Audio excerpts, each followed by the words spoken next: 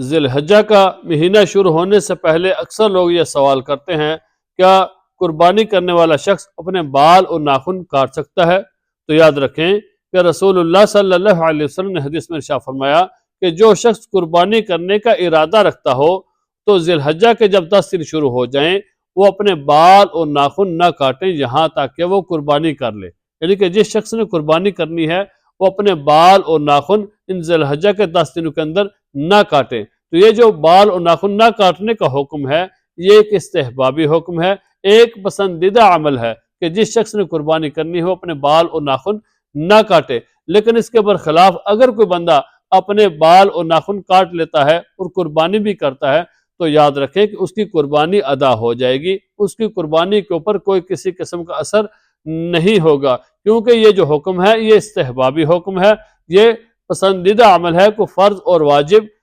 نہیں ہے، کیونکہ قربانی کرنا ایک علیحدہ حکم ہے اور بال اور ناخن نہ کاٹنا ایک علیحدہ حکم ہے۔ بال اور ناخن نہ کاٹنا ایک پسندیدہ عمل ہے کہ وہ جس شخص نے قربانی کرنی ہو اپنے بال اور ناخن نہ کاٹے۔ اور ان لوگوں کے لیے بھی حدیث موجود ہے کہ جنہوں نے قربانی نہیں کرنی وہ لوگ بھی ذی الحجہ کے ان 10 دنوں کے اندر اپنے بال اور ناخن نہ کاٹیں، یہ ایک پسندیدہ عمل ہے۔